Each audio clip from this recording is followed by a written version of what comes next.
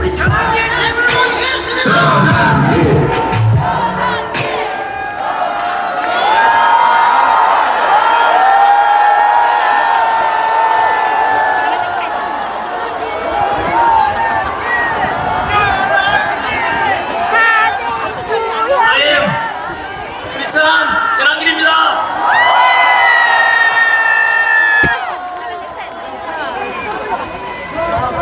네, 반갑고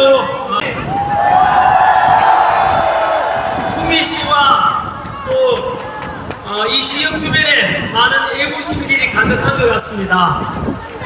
그리고 이제 탄핵 심판을 앞두고 있어가지고 제게 중요한 시점에 여기 오신 여러분들께서 새로운 역사를 만들고 계시고, 여러분들께서 또 이렇게 차가운 아스팔트에 나오신 분은 덕분에 윤석열 대통령께서 선방되었습니다. 그리고 곧 있게 될 탄핵 소추 심판에 대해서도 오늘 여러분들의 이러한 응원과 그리고 이 대한민국, 우리 자유 대한민국을 지키기 위한 여러분의 열망 덕분에 반드시 탄핵 각하되거나 기각되어서 우리 윤석열 대통령의 국가 시스템 정상화시키고 직무복귀시키고 다시 자유, 민주주의, 대한민국이 살아날 것 같습니다.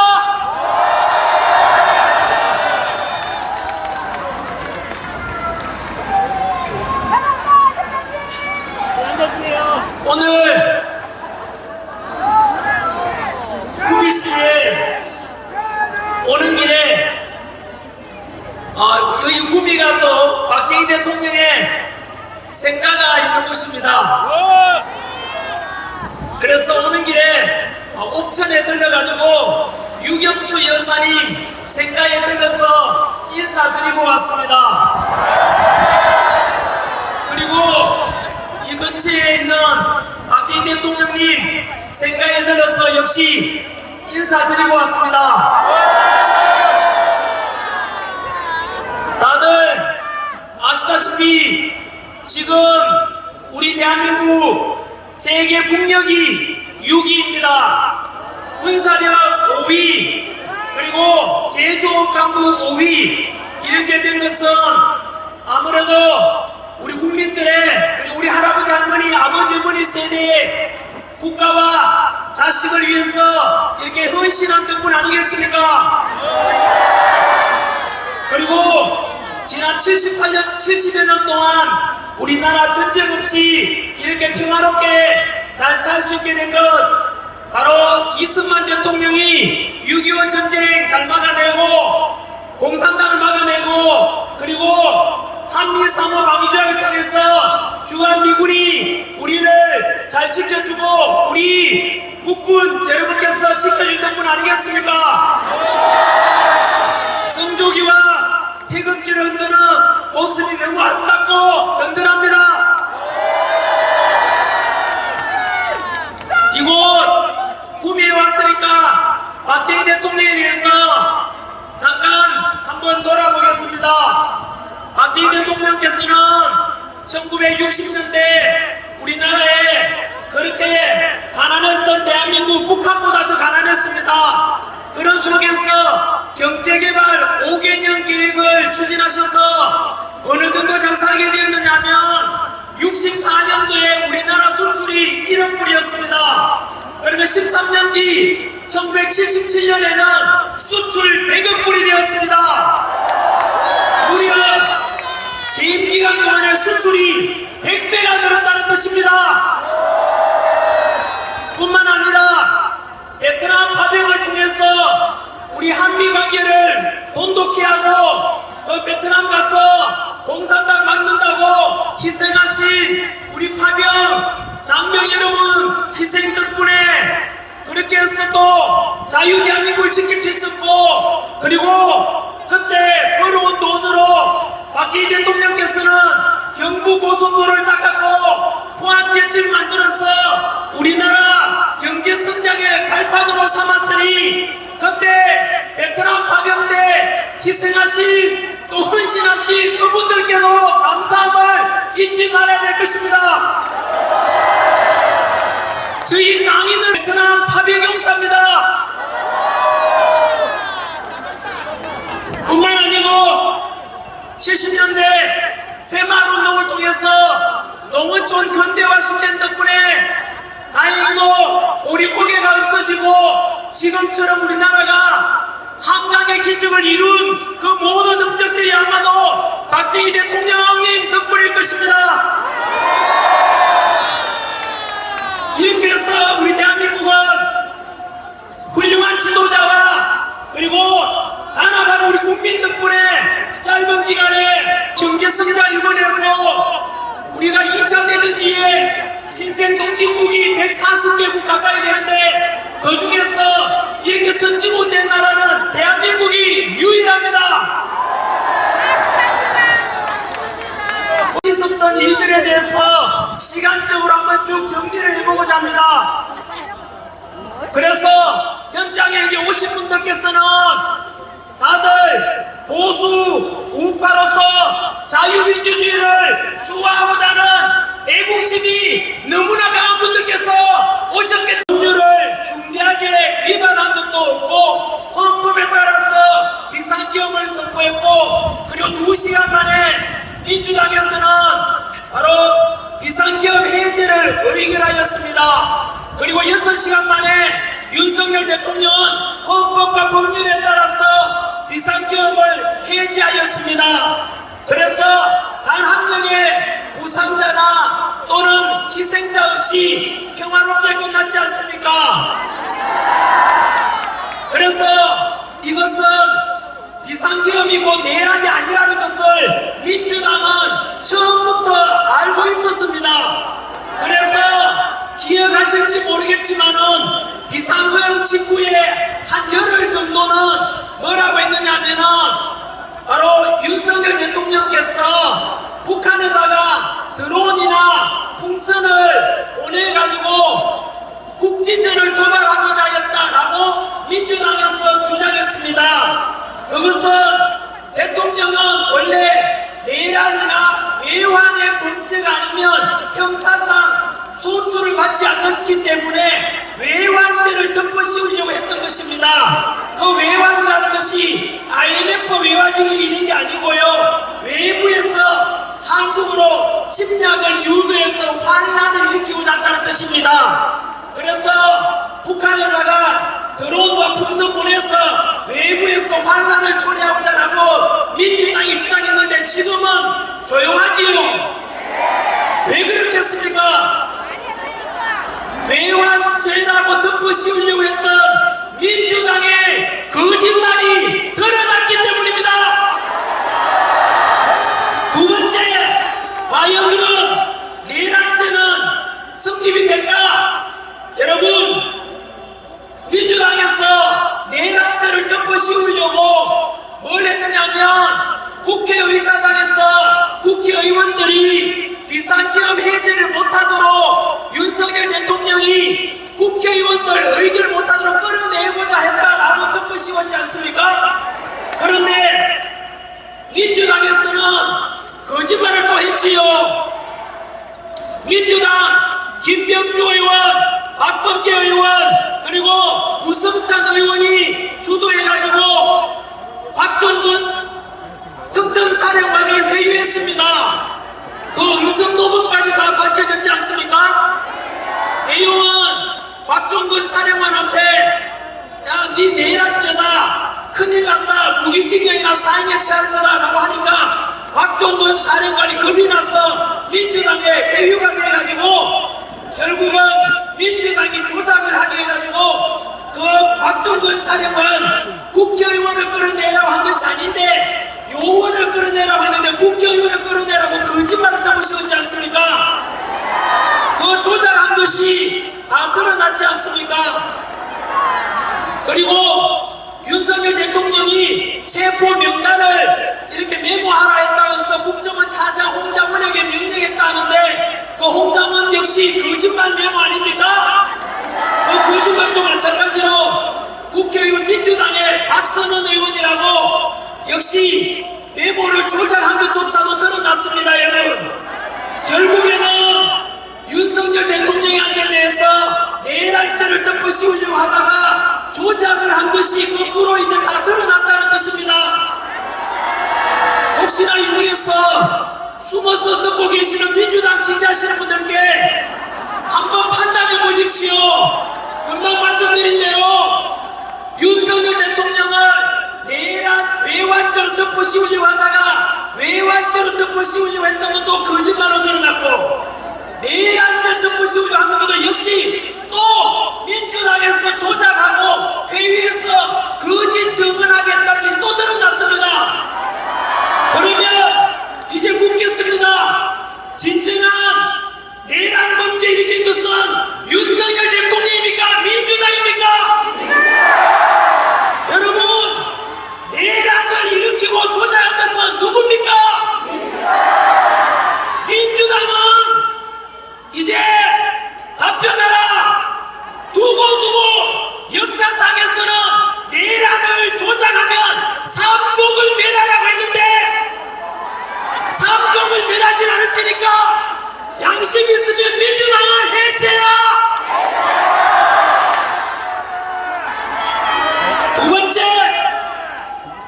오늘도 어떤 방송사에 보니까 윤석열 대통령에 대해서 탄핵을 석방시키는 것도 옳지 않다, 왜 내란 수계를 석방시키느냐 하던데, 여러분, 혹시나 이 중에서 초등학생 정도 지적인 수준만 되면 판단할 거라고 봅니다.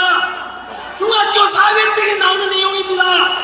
무엇이냐면, 우리나라 사회책에는 뭐라고 되어 있냐면, 형벌이 확정되기 전까지는 무죄 추정의 원칙이 있습니다. 이재명 같은 경우에 벌써 4개 범죄 정과 사범에다가 현재 재판 중에 있는 것도 뭐 여러 건 있지 않습니까? 그리고 이미 1심에서 유죄가 확정되었지요. 북한에다가 돈 갖다 준 거 알고 있습니까? 대북 송금 800만 원인가 갖다 줬지 않습니까? 여러분, 그거 이만저만한 범죄가 아닙니다. 여러분, 그럼에도 불구하고 우리 보수 우파들은 이재명 보고 당장에는 너 임마 잡범이야 라는 말은 하지 않지 않습니까? 왜냐하면 아직 3심, 2심이 남아있기 때문에 무죄 추정의 원칙에 따라서 이재명한테 우리가 범죄자라고 부르진 않지 않습니까? 그러면 답변하십시오. 윤석열 대통령은 아직 재판받은 적 있습니까? 없습니까? 없지 않습니까? 그렇다면 아직 1심 재판도 받지 않았는데 무죄 추정의 원칙에 공평하게 적용한다면 윤석열 대통령은 내란입니까? 무죄입니까? 초등학교 학생 여러분 들었습니까? 중학교 학생 여러분 들었지요? 바로 윤석열 대통령에 대해서 오늘 이 시간 이후로부터 내란죄, 내란 우두머리라고 하는 언론사가 있으면 그 언론사 모두가 가짜뉴스 언론사입니다. 기자분들 똑바로 들으십시오. 오늘 이 시간 이후로 기자분들이 윤석열 대통령에 대해서 내란 우두머리 이런 방송을 한다면은 초등학교 중학생들도 당신들 언론사는 전부 다 가짜뉴스 언론사라고 이야기할 겁니다.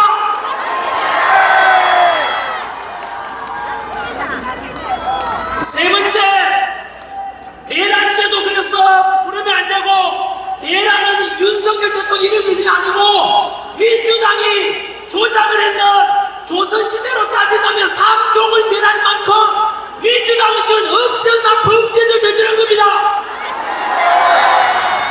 범죄 혐의가 있는 사람이 누구겠습니까? 아까 말씀드린 대로 특전사령관 불러서 회유했는 김병주 의원, 박선원 의원, 구성찬 의원, 그리고 박범계 의원들은 두고 보시면 알 겁니다. 지금은 탄핵정국이라 침묵하지만은 그 사람들 이번 탄핵정국 지나고 나면 잠 못 잘 겁니다. 박선원 의원은 역시 홍장원 메모를 조작했지 않습니까? 두고 보시면 원래 거짓은 진실 이유가 없습니다. 우리는 지금 보다시피 전한길도 꿈이라도 거짓말하지 말라는 그 안창호 선생의 가르침에 따라서 오직 진실만 말하지 않습니까? 반면에 조금 전에 봤다시피 외환죄 덮어씌울 정도 거짓말, 내란죄로 덮어씌울 정도 거짓말, 내란이라고 말하면 안 되는데도 불구하고 내란이라고 말하는 민주당도 거짓말. 결국은 우리 보수 우파의 진실을 추구하는 우리 보수 우파가 승리할 것입니다. 그 다음 바로 윤석열 대통령에 대해서 내란죄라는 거짓말로 덮어씌우고는 내란 수사권도 없는 공수처에다가 수사권을 맡겼지 않습니까? 분명히 그것은 잘못되었다. 왜 내란 수사권이 없는 공수처가 수사를 하느냐? 오직 내란죄는 경찰만이 할 수 있거든요. 그런데 왜 공수처가 수사를 자꾸 하지? 알고 보니 그 공수처는 오동훈 공수처장이 다 드러났지 않습니까? 민주당의 끈앞불 우리법연구회 후신 국제임금연구회 소속이었고, 그리고 체포영장 발부해준 서부지법의 이순영 판사, 신한미 판사 모두가 오동훈하고 똑같은 우리법연구회나 국제임금연구회 소속이었습니다. 그리고 그 내란 수사권이 없는 공수처 수사하는 잘못이 최근 서울중앙지법 쥐기현 판사에 의해서 공수처 수사가 내란죄에 대해 수사권이 없는 것은, 수사권이 없는데 수사한 것은 잘못되었다고 법적으로 명령을 내렸지 않습니까? 그래서 결국에는 수사권도 없는 공수처에서 억제로 수사를 했고, 또 체포 과정에서도 불법적으로 체포를 했고, 그리고 영장도 불법으로 발부받았기 때문에 모든 것이 불법이었다는 것이 드러나서 지금 오동훈 공수처장은 검찰로부터 고발이 되었을 때 수사를 받게 되었습니다, 여러분. 결국에는 또 거짓이 드러난 것입니다, 여러분. 사실은 대통령에 대해서 이 정도만 되어도 불법 체포에다가 불법 구속에다가 이 정도만 되어도 미국 같으면 벌써 윤석열 대통령 무죄로 석방되고 벌써 이 사건이 끝났어야 돼요. 그런데 지금 여기까지 왜 왔는지 아십니까? 바로 옳지 못한 것에 대해서 침묵했던 사람들, 민주당이 거짓으로 덮어씌우는데 거기에 동조했던 언론들의 선동 때문이고, 오직 이재명 대통령 만들기에 혈안이 되어 있는 그 민주당 안에 민주는 하나도 없고 밀어붙이기시 불공정과 상식을 다 무너지게 그 민주당 때문에 저기까지 오게 된 것입니다. 이제 민주당의 거짓말이 계속 드러나고 있습니다. 네 번째, 여러분 구속영장 신청하는 날 기억나십니까? 그날 밤에 서부지법 앞에 있던 애국 청년들 일부는 그 감정을 분을 잡지 못해서 서부지법에 나뉘면서 많은 분들이 구속되는 안타까운 일도 있었습니다. 그런데 여러분, 왜 그렇게 그 청년들이 그럴 수밖에 없었는가? 결코 제가 폭력 행위를 편들거나 폭력을 조장하거나 그런 의도가 아니라 원인은 알고 있어야 되지 않습니까? 판단은 여 근처에 계시는 중학생, 초등학생까지도 알 수 있는 팩트를 말씀드리겠습니다. 아시다시피 이재명은 정과자 아닙니까? 현재 여러 개 범죄 혐의로 수사를 받고 있는데 야당 대표라는 이유로 불구속 수사를 받고 있지 않습니까? 그런데 윤석열 대통령께서는 바로 오직 단 한 줄 이유, 증거인멸 우려가 대통령에 대해서는 바로 그 차은경 서부지법 판사, 역시 우리법 연구입니다. 해당대 급판사는 윤석열 대통령에 대해서는 구속영장을 청구했지 않습니까? 구속수사를 해서 하라고 해서 결국 구속시켰지 않습니까? 맞습니다. 한 번 더 요약해드리겠습니다. 이재명은 불구속 수사하고 윤석열 대통령만은 구속 수사하는 것이 과연 올바른 판결 맞습니까? 그러니까 민주당 지지하시는 분들 답변해 보십시오. 이게 과연 공정과 상식입니까? 아닙니다. 2030 세대 여러분 중에서 민주당 지지하는 청년들 답변해 보라고. 이게 과연 공정한 거냐고. 그 다음 윤석열 대통령께서 비상계엄 선포한 이유 중에 하나가 선관위의 문제를 지적했습니다. 여러분 뉴스에 보셔서 알겠지만 선관위, 과연 여러분들도 선관위를 지금 신뢰할 수 있습니까? 아닙니다. 지난주에 발표한 감사원의 감사 결과 무려 비리, 부정이 878건이 발견되었습니다. 여러분 878건이라는 어마어마한 이런 비리와 부정이 있다는 것입니다. 그럼에도 불구하고 헌법재판소에서는 또 선관위에서 뭐라고 했는지 아시죠? 원래 선관위는 가족회사다. 그래서 친인척 채용은 당연하다라고 했습니다. 2030 세대 여러분, 이게 당연한 거 맞습니까? 선관위가 어떻게 가족회사입니까? 그것도 분명히 대한민국 공무원들이 근무하고 국가에서 만든 우리 공무원들이 근무하는 기관이지 않습니까? 우리 국민들이 세금 내서 운영하는데 어떻게 우리 가족회사라고 친인척 그냥 채용해주면 목숨 걸고 공채로 들어가고자는 부모 찬스 없고 돈 없는 힘없는 우리 청년들은 과연 그것을 받아들일 수 있습니까? 이런 선관위에 대해서 뿐만 아니라 부정선거 의혹도 너무 많지 않습니까?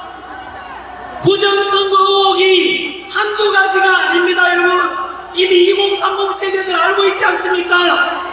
형상기억종이라 해서 이상하게 조작된 투표용지가 이만큼이 발견되고 또 사전투표는 깜깜입니다. 깜깜이. 이것은 제가 주장한 게 아니고 이영돈 전 KBS PD가 최근 유튜브에 올린 건데 여러분 이영돈 PD 부정선거 관련 영상 꼭 보십시오. 충격적인 것은 22대 총선에서 단일 선거에서는 졌는데 사전선거 개표 결과 역전돼서 떨어질 뻔한 국회의원이 당선된 것이 무려 50명이나 된다고 합니다. 전환기가 그냥 주장하면 음모론이라고 하겠지만 그 음모론이라고 말하는 사람들 꼭 이영도 PD 증거 자료를 보십시오. 사전투표는 전산 조작에 의한 너무나 부정선거에 대한 의혹이 깊습니다. 이런 부정선거나 878건이나 되는 비리들 쓰레기 덩어리 선관위 그리고 그 선관위에 대해서 감사원에서 감찰하는 것을 헌법재판소에서 감찰하면 안 된다고 했습니다. 왜 그런지 아십니까? 현재 헌법재판소에 재판한 8명 중에 6명이 선관위원장 출신입니다. 이 말은 선관위도 판사고 헌법재판소도 판사고 그러니까 우리 힘없는 사람들은 손도 못 대고 그 힘있는 판사 사법부 카르텔이 형성되어 있다는 뜻입니다. 여러분 부정이 무려 878건이나 있는데 감사원이 감사도 못하도록 하는 게 정상입니까? 아닙니다. 이런 쓰레기 덩어리 부정투성인 바로 선관위에 대해서 앞으로 개선하자라고 주장하는 전환기를 민주당이 고발했습니다. 2030 세대 여러분 대통령 만드는데 미친 사람처럼 아무 생각이 따라가지 말고 제발 IQ 80만 되면은 판단 좀 해보시라고요. 문제투성이 여러분 선관위의 그 인사채용 비리는 흑수저 출신 부모님 돈 없고 백 없는 부모님은 나가서 죽어버려야 이 말 아닙니까? 왜 그러면은 2030 세대들 이재명 지지하는 사람들 분노하지 않습니까?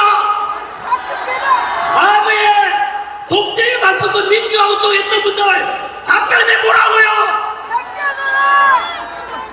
당신들이 주장했던 정의로움이 이런 부정비리투성이 선관위에 대해서 눈 감고 감자 전환기라 다시는 부정선거 이야기 꺼내지 말라라고 하는 그 당이 바로 민주당 아닙니까?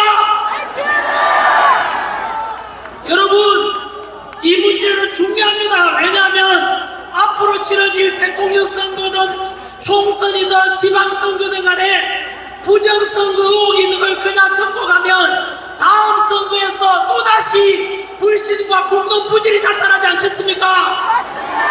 그러면 앞으로 부정선거 의혹이 있는 사전투표를 없애고 당일 투표만 하고 선거날은 수요일이 아니라 금요일 하면 됩니다. 그리고 아침 6시부터 저녁 6시가 아니라 저녁 밤 12시까지 하면 됩니다.